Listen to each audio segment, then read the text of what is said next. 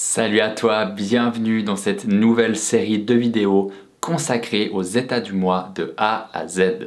Les états du moi, c'est l'un des concepts clés de l'analyse transactionnelle, cette théorie de la personnalité développée par Eric Berne dans les années 50. Dans cette série de vidéos, je vais prendre le temps d'analyser chaque état du moi, de comprendre avec toi son fonctionnement, les réactions typiques suivant quel état du moi est utilisé, les côtés positifs et négatifs.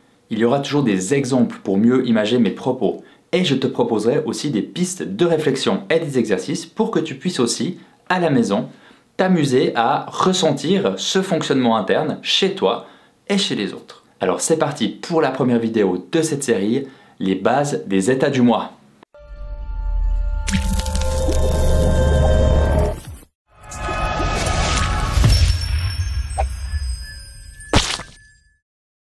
Le but de cette première vidéo, que tu connaisses ou pas l'analyse transactionnelle, c'est que je puisse te donner les bases pour que tu comprennes ce qu'est un état du moi du point de vue de l'analyse transactionnelle. C'est important que nous ayons un langage commun pour toute cette série de vidéos.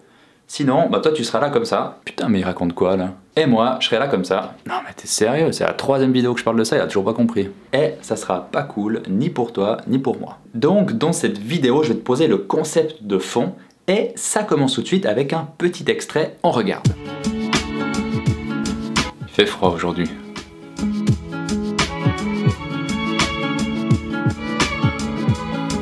Ce van, ouais, vraiment.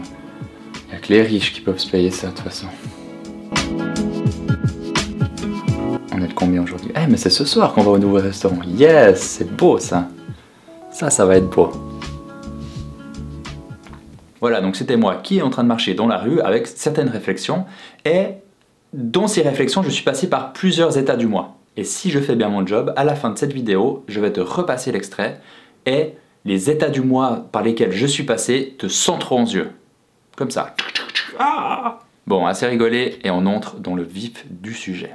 Un individu va utiliser son énergie psychique de trois façons, appelée en AT. Ah oui, si je dis AT, c'est analyse transactionnelle. C'est juste que c'est chiant et long de chaque fois dire analyse transactionnelle, donc je dirais AT. Donc comme je disais, un individu va utiliser son énergie psychique de trois façons, et en AT, on appelle ça les états du moi.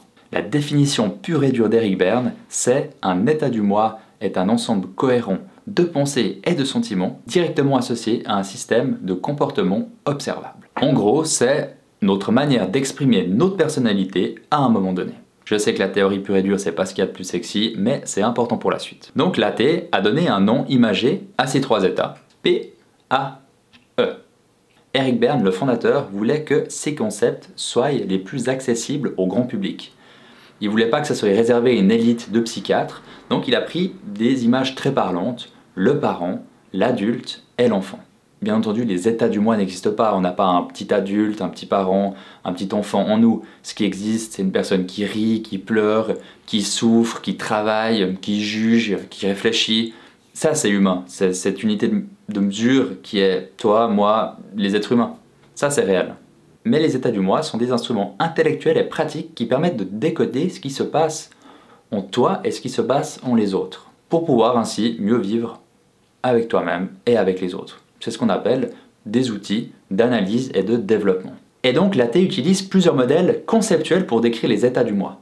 Le modèle structural, donc qui va chercher plutôt le pourquoi. Pourquoi mon état parental, adulte et enfant s'est-il construit comme ça? De quoi est-il fait? L'état du moi enfant est lié au passé. Il est constitué des traces de nos ressentis et réflexions antérieurs. L'état du moi parent est également lié au passé. Il est constitué des empreintes des personnes qui nous ont élevés ou fortement influencés. Et l'état du moi adulte est lié au présent. C'est ce modèle structural qui sera souvent utilisé en thérapie, donc avec des psychologues, des psychiatres, des thérapeutes, pour comprendre pourquoi cette personne a tel comportement aujourd'hui. Et l'autre modèle qui va nous intéresser dans cette série de vidéos, car je ne suis pas thérapeute, je ne vais pas utiliser ce modèle structural avec des clients dans le coaching ou sur ma place de travail comme manager, c'est le modèle fonctionnel qui montre la dynamique des états du moi, au final leur fonctionnement. Pour bien comprendre, on va descendre d'un étage puis on va aller à mon garage. Tu vois ces trous? On peut l'avoir de deux manières. Soit regarder tous les éléments qui la composent, le rayon, les freins, la chaîne et voir comment est-ce qu'elle est construite, ou alors tu peux la regarder d'une manière plus générale, voir comment elle fonctionne, voir comment elle tourne. Et regarder la roue, regarder ses éléments, ça sera le modèle structural. Et regarder la roue dans son ensemble, comment elle fonctionne, ça sera le modèle fonctionnel. Et c'est celui-ci qui va nous intéresser. C'est donc ça la grande différence. Le modèle structural va chercher le pourquoi et le modèle fonctionnel va chercher le comment. Je vais te repasser maintenant l'extrait du début et je te laisserai me mettre en commentaire les états du mois que tu as trouvés dans l'ordre de la vidéo. On regarde. Il fait froid aujourd'hui.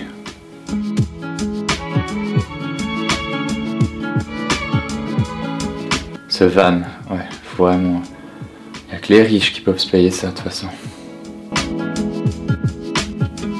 On est de combien aujourd'hui? Eh mais c'est ce soir qu'on va au nouveau restaurant. Yes, c'est beau ça.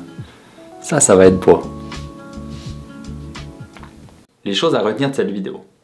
Première chose, l'être humain utilise son énergie psychique de 3 façons et ça s'appelle en AT les états du mois. Deuxième chose importante à mon sens, il y a le modèle structural qui va chercher le pourquoi et le modèle fonctionnel qui va chercher le comment. Et troisième chose importante à retenir, les états du moi n'existent pas vraiment, c'est un concept, c'est une image qu'Eric Berne a voulu donner à la façon dont les individus utilisent leur énergie psychique. Voilà, j'ai pu te transmettre les bases pour suivre au mieux les prochaines vidéos de cette série.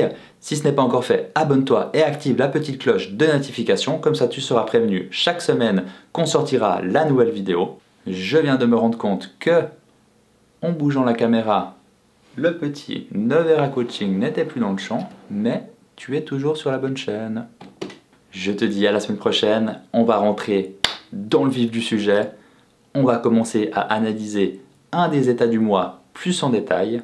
J'espère que tu seras au rendez-vous et il ne me reste qu'à te souhaiter, comme à mon habitude, une très bonne connaissance de toi-même. Bye bye!